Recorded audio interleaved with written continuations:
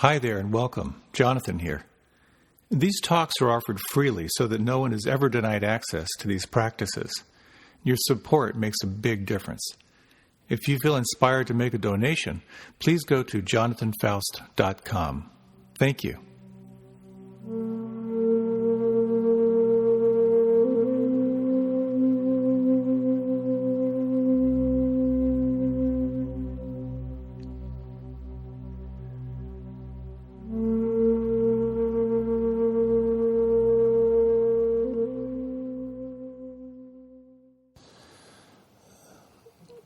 Someone once said, I missed my meditation practice this morning. That makes it 6 years.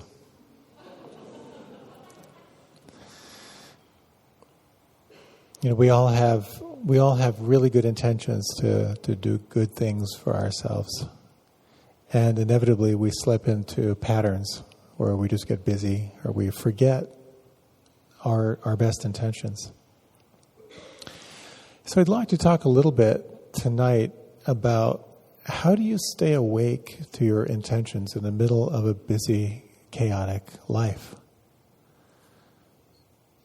I've been asked to talk about this from a number of people who are like, all these teachings sound great, but how do I remember in the middle of my crazy day? Anyone relate? It's pretty wild out there. So I'd like to talk about some strategies on how you can sort of find different ways to pause or call on mindfulness or non-judging awareness in your life. Some of them are tips and tricks that have worked for me. Some worked for a while and then they didn't. So I hope this might be helpful for you. So I'd like to talk first about what is it that gets in the way of being present. And then I'd like to talk about some of the strategies for being more aware of your body during the day, how to use relationships as a way to wake up, and how to be more aware in your use of time and energy. And then also, how do we be aware of awareness? How do we trigger that? It's a little subtle, but a couple of tips. So inevitably, something happens in our life that kicks off a desire for change. And for one person I was working with, it was the death of his father. It was a kind of a surprise. It was sort of a crisis in his family. He went through a whole process of letting go. And inevitably, when you lose someone close to you, these questions arise of what's most important. You know, how do I want to live? What do I most want? So he made some big changes in his life. You know, he wanted to let go of some old patterns, take more time to slow down. He was very aware of the kind of the underpinnings of his father's influence, this fear of failure, this ruthless self-judgment that was part of his imprint from his father. And he saw what it might be like in his life to live differently and open up to some new possibilities. So he kind of left feeling really, really good. And I saw him maybe 8 months later. He said, things were going really well, but then this anxiety started to creep back in. I took on more work because I was anxious. I started getting more impatient with my family. And I felt like I just slipped back to right where I was before. And maybe you can relate. You want to make changes. You feel that first rush of possibility, and then the old patterns kind of come back and reestablish themselves. So what Buddhist philosophy, Buddhist psychology says is that there are three main factors that get in the way of living your life with pure intention. And they're greed, hatred, and delusion. Sometimes they're referred to as the three poisons. That if you are in some form of upset, if you really look at your experience, on some level it will be tinged or colored with greed. You're wanting something. Or with aversion, some form of hatred, ill will, judgment, blame. Or there'll be some element of delusions or confusion. believing something's true that isn't true, or believing something isn't true that actually is true. These are the seeds that sprout up in our life, that create our suffering. And then the question becomes, well then, as these seeds, they're ready to sprout at any given moment, the sprout of desire, of craving, of wanting, the sprout of aversion or judgment, and the sprout of confusion, they're ready to go at any time. What's the antidote? The antidote is awareness. As soon as you see the patterns, they no longer have the same grip on you. As soon as you see the pattern of clutching and wanting and the suffering that goes with wanting something, it loses a little bit of its power. As soon as you really feel the poison of anger, aversion, it loses its power. And when you really know the suffering that comes from delusion or confusion, again, it doesn't quite have the same grip. As you cultivate non-judging awareness, you move from reaction to response. Instead of reacting to your life, you're responding with awareness, and there's a world of difference between the two. You can begin to clarify your intention and remember it more often. So, as we say in meditation, awareness is a two-part definition. That you're aware of what's happening as it's happening, but you're also aware of your relationship to what's happening. You become more aware of the attitude in the mind. You become more aware of the story that you're believing. And the more you pay attention, the more freedom you can begin to sense in your life. So the first realm where we're instructed to pay attention is to pay attention to the here and now experience in your body.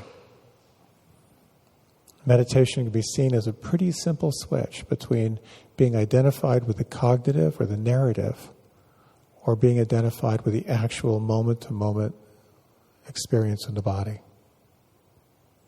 So that's what the practice is primarily, to be aware of what's happening in the moment and to be aware of your relationship to what's happening. So when we practice in this tradition, the mind wanders, you bring it back to the breath or to sound or the feeling in your body.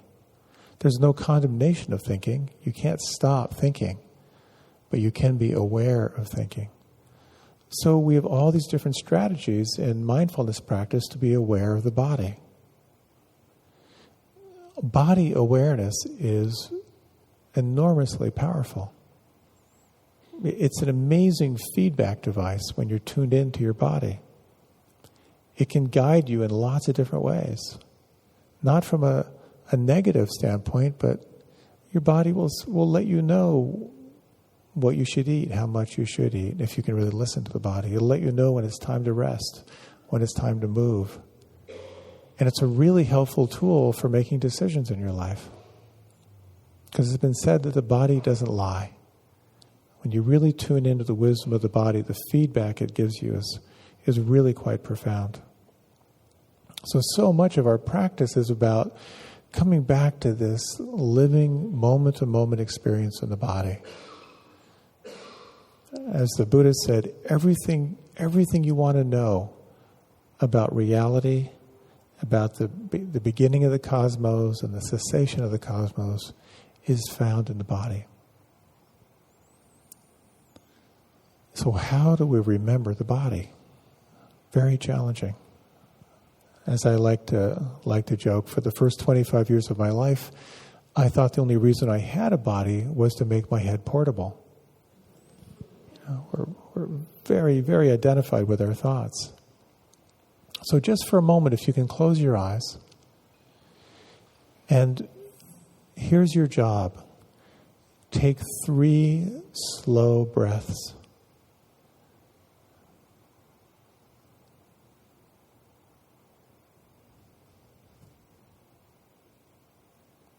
And you might explore relaxing on the exhale.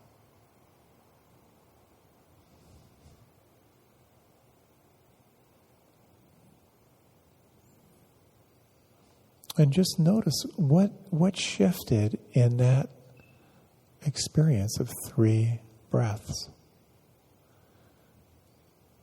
Just those 3 breaths can make a huge difference from being identified with the thinking mind and being fully present. So if you like, you can open your eyes or feel free to remain with them closed. Were you ever told as a kid to count to 10 before you say something mean? It was part of my upbringing. And it works. It really does. And if you take, and a Reikian therapist will say, if you take 10 really conscious breaths, you'll forget what you're even angry about. The breath can be that powerful. So one of my strategies, which I did for quite a while, was I set my beeper watch, my digital watch, to go off on the hour. And when it would go off on the hour, I would take 3 slow breaths. Now, I have to admit, about 50% of the time, it was really annoying. But 50% of the time, it was actually really helpful. And the bonus I had not anticipated was that even now, when someone else's digital watch goes off, I take 3 slow, deep breaths. I got this built-in Pavlovian thing happening here, which is kind of cool. When you stop at a stoplight, just to make a cue to take 3 slow breaths. When the phone rings, instead of picking it up on the first ring, take 3 slow breaths, or just 1 slow breath can make a really big shift. I had mentioned this particular technique at the World Bank, and one of the managers got so inspired by it, he moved his phone to the other side of his office. So when the phone rang, he'd have to stand up and he'd do like a little walking meditation over to pick up the phone. Being aware of the body was so important in the Buddha's day that he spoke of the classic instructions for being aware of the body in the 4 positions. To be aware of the body when you're sitting, to be aware of the body when you're walking, to be aware of the body when you're lying down and when you're standing. And so part of the instruction as you go through the day is to be aware of the body. As you're walking, to be aware that you're walking. As you're standing, to be aware that you're standing. And of course we forget because we're on our way somewhere. But there are some other positions or other techniques that can be helpful. In the Zen tradition, they talk of washing dishes meditation, where when you see those dishes there, that actually becomes your practice. So you can feel the warmth of the water. You feel your body as it moves through space. You take it on as a meditation. And the good news is the dishes get done. Taking a shower can be a meditation. It can be very much a practice of being deeply in the body. Brushing your teeth. One of the things you can do if you do walking, because doing slow walking meditation may be a little bit weird. I think I shared this in the last retreat in the ashram where I lived. At one point we had about 300 residents. And there was one resident who so wanted his parents to come and visit, but they never came to visit. Finally they agreed that they would come and visit this place. And we happened to be doing a retreat that weekend. And we all wore white back in the ashram days. And so we were all doing walking meditation when his parents drove up. 300 people wearing white, walking like zombies, outside. So that might be a little much. But one thing you can do when you're walking from one place to another, and this can be a very, very cool technique, is let your primary attention move through the senses. So you'll move, you'll notice visuals, and then you notice sounds, and then you notice smell, and you notice feeling, and then you can explore taste. That's a little bit subtle. But it's a very interesting way, if you've got a little bit of walking to do, just to move your attention around through each of the sense doors. And it can add a real interesting quality to moving through the day. Another thing I do sometimes with walking is I'll choose a speed, maybe like 75% of my habitual speed. And just that little bit of slowing it down will suddenly heighten my awareness of what's happening. So you might try that. Being at a stoplight in a car can be a really helpful practice. Just to stop and feel the breath. I've done a lot of, through my yoga years, of doing alternate nostril breathing, where you breathe in through one nostril and through the other. So what I do is I put my elbow up on the below the window, and then I'll do alternate nostril breathing like this, which if anyone's looking closely, it looks a little bit weird, but there's a few moments just to try to bring yourself present.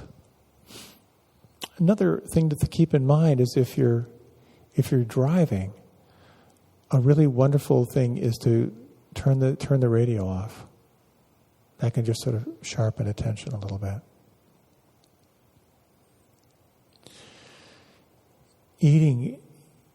Having meals is something we do on a regular basis, and I know for many of us it's a time of going deeply unconscious. So making a little ritual around your meal can make a big difference. And it doesn't have to be a heavy thing. You don't have to light incense and have chimes going every time you eat, but just one little thing that might make a difference for you. I was talking with someone, and their big thing was they decided, I'm not going to eat standing up anymore. And that made a big difference for them. For others, it can be to shift what you might traditionally do. If you read when eating, to try just not to read or not to listen to something. Or if you're at home at the end of the day, just to light a candle. Just that little ritual can be a way of slowing things down just a little bit. Another interesting thing you can do in the body is when you exercise. There have been lots of studies now of doing nose breathing when you're exercising. A lot of this is through Ayurveda. That when you're doing fast walking or running or working out, breathe through the nose. There's a very powerful way of kind of re-entraining your body. If you're doing aerobics, there's all kinds of stuff you can study. But again, it's just a way to make it more of a conscious practice. So it's all about remembering the body. And these little tips might be helpful things to remember. Here's what John O'Donohue says about the body. He says, may your body be blessed. May you realize that your body is a faithful and beautiful friend of your soul. And may you be peaceful and joyful and recognize that your senses are sacred thresholds. May you realize that holiness is mindful gazing, feeling, hearing, and touching. May your senses gather you and bring you home. May your senses always enable you to celebrate the universe and the mysteries and possibilities in your presence here. May the eros of the earth bless you.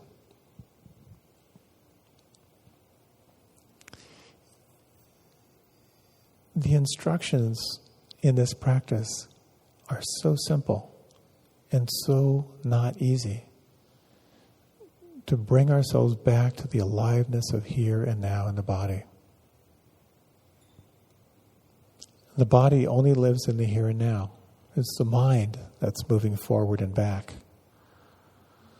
So when you can remember to open the senses, you can create a powerful shift, just in a breath or two. So another cue that can be a helpful way to practice awareness is in our relationships. I was in a conversation with someone about what they most enjoyed about life, and She was telling me about biking and being in nature and music and cooking and time with her friends. She was really upbeat and animated.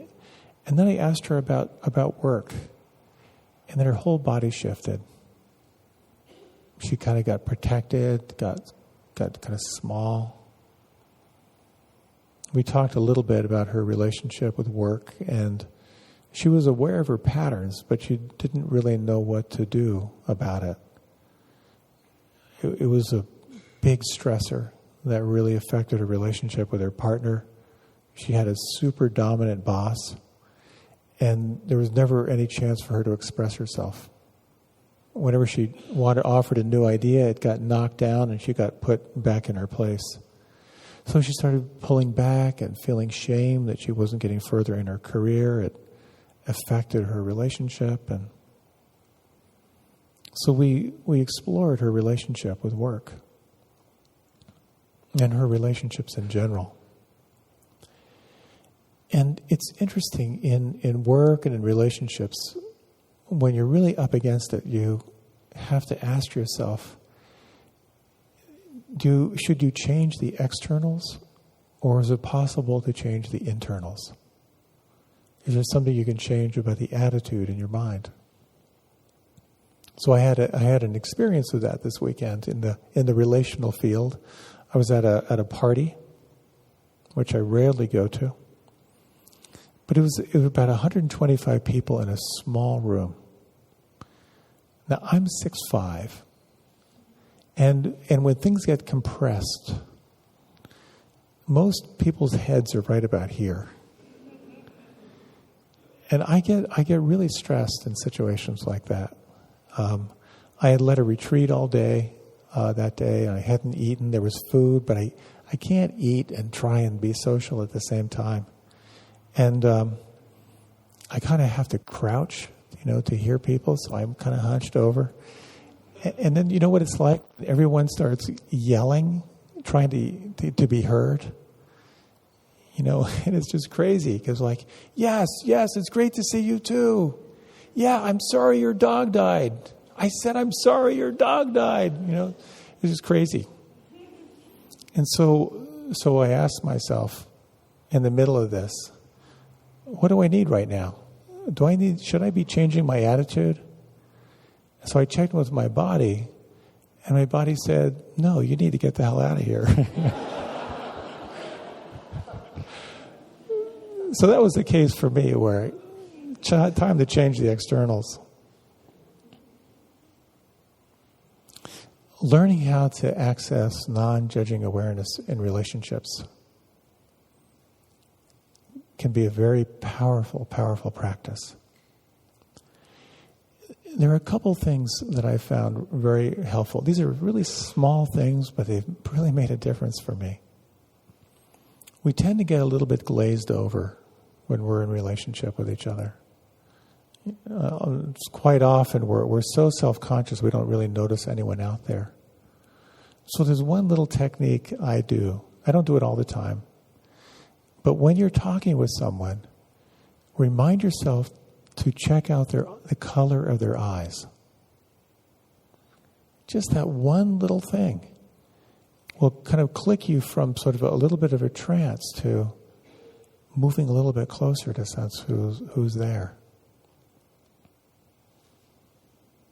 There's a practice, you may be familiar with the word metta. We use the word metta here. The word metta means loving kindness. So you're practicing being friendly toward yourself and toward others. And sometimes I do something called stealth metta. I think I've mentioned this before. When I'm going through Safeway, as a practice, just to wish people well silently. It's an amazing experience. It really is, just to wish people well, as a practice internally. And sometimes it's kind of freaky, because I'm not doing it overtly. I'm not, I'm just doing it silently. But sometimes people they'll just stop and they'll turn or they'll smile or something like that. So stealth metta is a really interesting practice. And Oftentimes I do it when I'm driving as a counter to the other side of my personality. We've been exploring in the year of living mindfully the art of what we call mirroring. And that is when someone speaks to you, to mirror their words back to them. Just with the words, if I heard you correctly, reflect back what they said. It's a transformative practice. As I was sharing in YLM, no one has ever said to me, ever, why are you repeating my words back to me? There's just a sense that people feel really heard. So that can be a really interesting practice. Along those lines, and this again, I've talked about this before, but it's a pivotal relational practice for me, is that when you're in conversation with someone, there are just a few words you can say that are guaranteed to open up a deeper sense of connectivity. So if someone is telling you a story or telling you what they did, the magic words are, I imagine that you're feeling ... And when you take that on as a practice, really what you're doing is you're doing a role reversal. And again, I've never had anyone say, that's so intrusive. Everyone is just so appreciative that you extended yourself toward another person. I got very excited about this practice just because I found it to be so effective for creating connection that I would practice it everywhere. And I'm a pretty introverted person. I don't interact with that many people. So the cashier at Safeway, I think I've shared this before, but it was so toward the end of the day, and I said, well, I imagine you're feeling really tired at the end of the day. And she said, no, I'm going to a party tonight, and I'm so pumped. I was completely wrong, but it didn't matter. And that's one of the golden rules about practicing empathy is it really doesn't matter if you're wrong, but it's the practice of imagining what another person is feeling.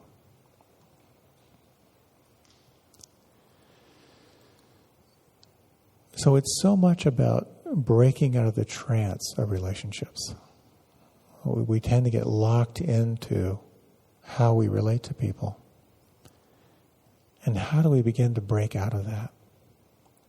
So the woman I had mentioned earlier who sort of felt shut down in relationship with her boss, she started looking at her behaviors and how she was always anticipating how she was going to be shut down. And I shared with her a very, very interesting book, which I've enjoyed, I know Tara has. It's called The Charisma Myth. It's written by a mindfulness practitioner.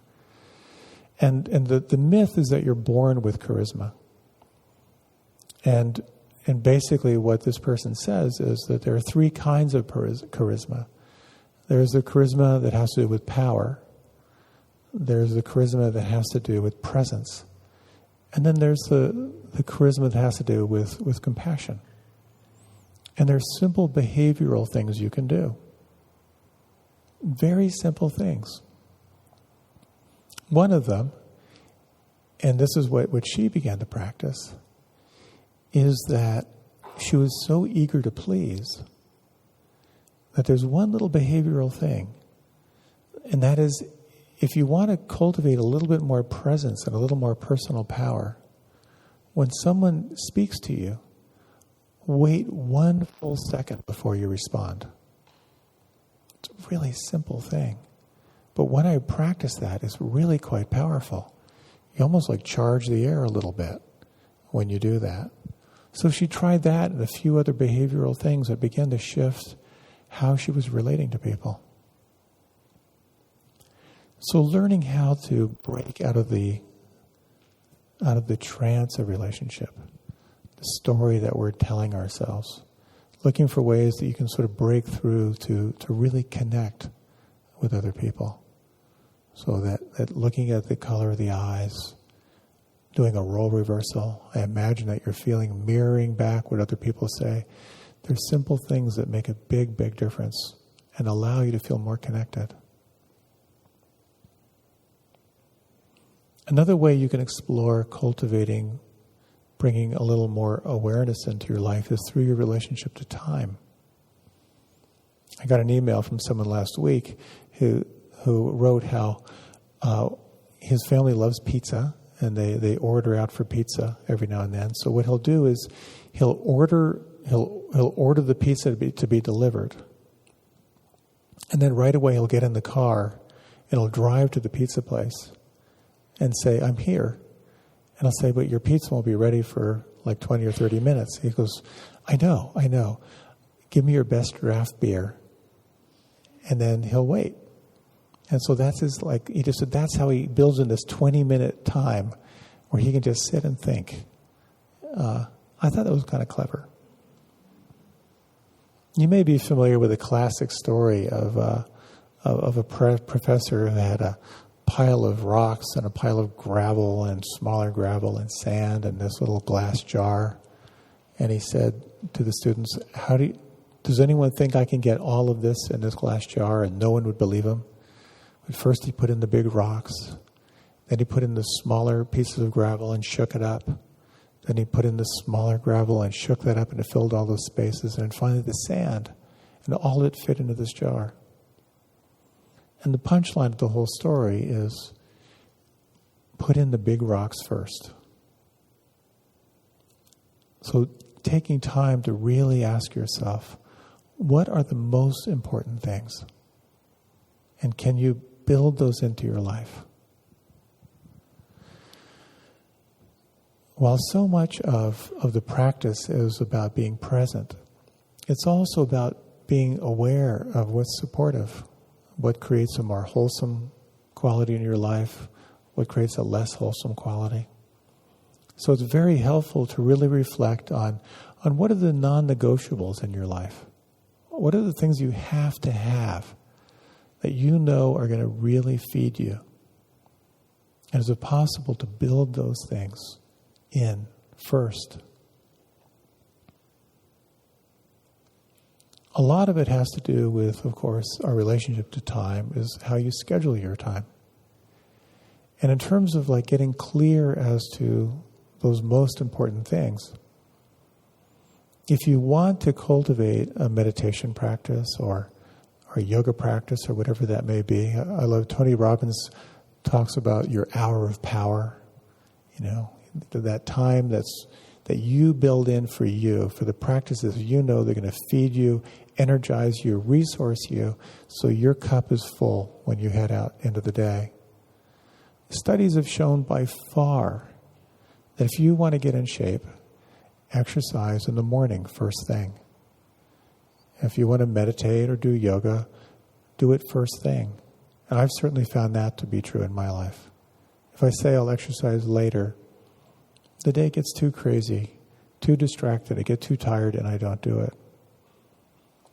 So to consider, what are the morning routines that you might build into your life and do those things first? That can make a huge difference. Along those lines, many people have found, and I have as well, that either the night before or when I first get up, I try to identify the 3 most important things for that day. And the little game I do is I just tell myself, if these 3 things get done, I'm calling it a good day.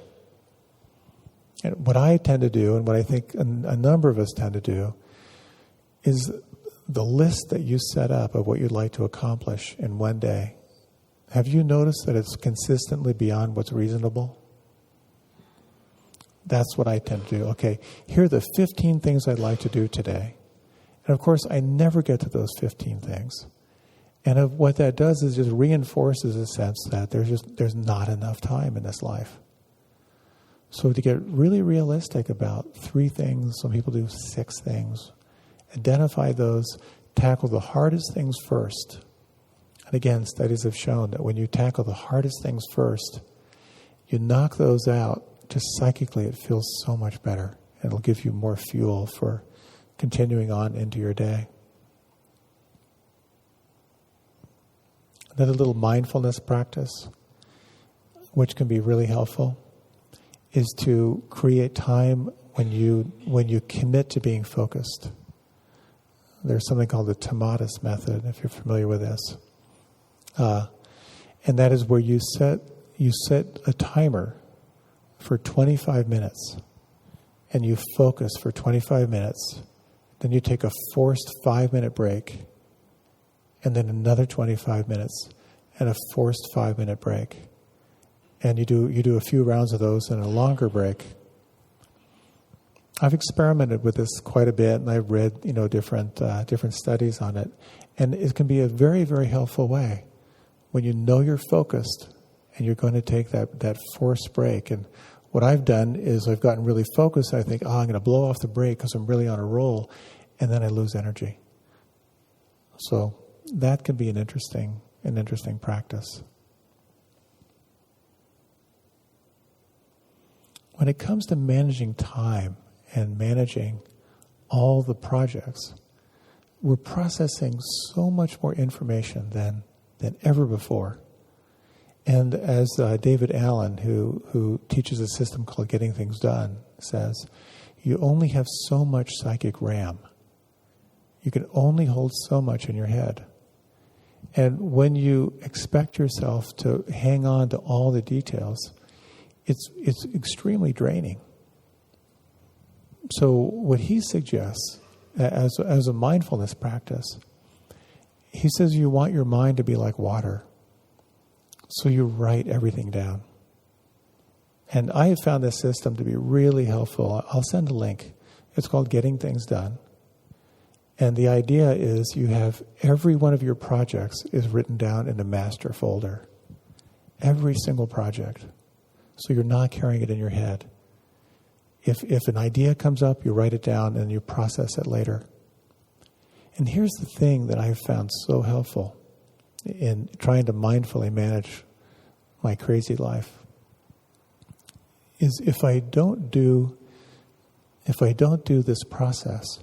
For example, if there's a closet I've been meaning to clean out, every time I walk by that closet, I'm thinking, damn, I got to clean that closet out. Every single time. In this system, you've got all of your projects, and once a week you go through your entire project list.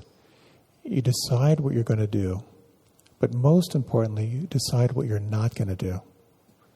So now when I walk by the closet, I'm thinking, I decided not to do this week. I can't tell you how freeing it is to make the decision not to do something. It's huge. So that system I have found to be very, very helpful, where everything is written down. And one of my most important categories is called someday maybe. All those half-baked ideas, they're all written down. I may never look at them again, but I know they're there. Another way that we tend to fracture our time is in relationship to email. It can be so draining. And one of the techniques that's listed here, which when I practice it, is very, very helpful. And as when you go through your email, is you only touch it once. Because the mistake I make is I'll read it, I think I'll get to that later. But when you read an email, if it takes you less than 2 minutes, you do it right there. And if not, then you set it aside as kind of a separate project. That's one of the most draining things in my life, is sort of dealing with the email barrage. But that little 2-minute rule has made a big difference for me.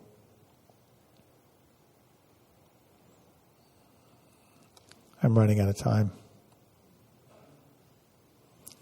In terms of meditation, I'll just kind of close with this, and maybe I'll pick this up another time.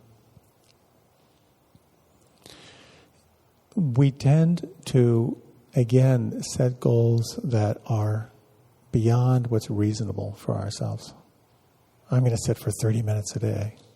I'm going to write 1,000 words a day. And it can be helpful to have goals that stretch us a little bit. But it's very helpful to notice if you set goals that set you up for defeat. So after many, many years of trying to keep my practice going and stay as awake as I can, I ran across something that Tim Ferriss said, and that he became fascinated with what he calls the minimum effective dose. What's the smallest amount you can do that's going to give you the greatest bang for the buck? So that shifted my attitude. Before it was 1,000 words a day. And now I'm going to write something every day. Sometimes it's 3 sentences. It's usually more than that. Sometimes it's a lot. But it's kind of taking that pressure off a little bit. I've shared this before, that I wake up in the morning and my first thought is, I should do yoga. My second thought is, I hate doing yoga. If I can force myself to do it, within 3 minutes I'm thinking, I love yoga. I should do this every day. And so I realized that I can commit to 7 minutes of yoga. And that 7 minutes is good for me. And sometimes that's all I do. But sometimes it'll kickstart me into a little bit more. So in terms of meditation, there's something that we call, it's called assume the position. And that's a very, very helpful practice.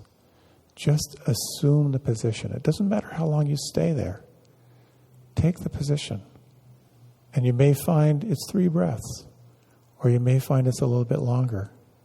And you may find that 3 minutes a day of meditation is way more effective than 30 minutes on Sunday. So that can be a helpful thing to practice with. So there's more I wanted to share about time, and particularly around managing energy, but that might be a topic unto itself. I hope this was helpful. I'll try and list these out and share with you at some point. A few final things before we go. I'm going to be away for the next 3 weeks. I'm going to be in Europe. Tara's going to be teaching in London, and she'll join me in Paris. She's giving a talk, and we're going to be doing a 4-day retreat, mindfulness retreat in the Netherlands. So I'll be thinking of you and raising my espresso toward you. And we've got some great teachers coming in. We have Shell and Mary and Hugh will be here when I'm away, so I think you'll enjoy that. As always, thank you for your support for the church. If you'd like to sign up in the back, feel free to do so. Let's do one final short centering before we go. If you'd like, you can close your eyes. And let's just try the 3 breaths. Just 3 slow breaths.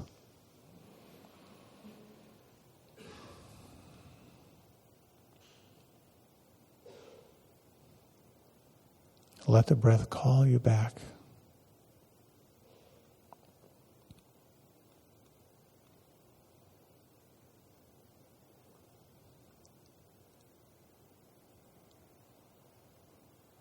And just notice that the present moment is right here. Just one breath away.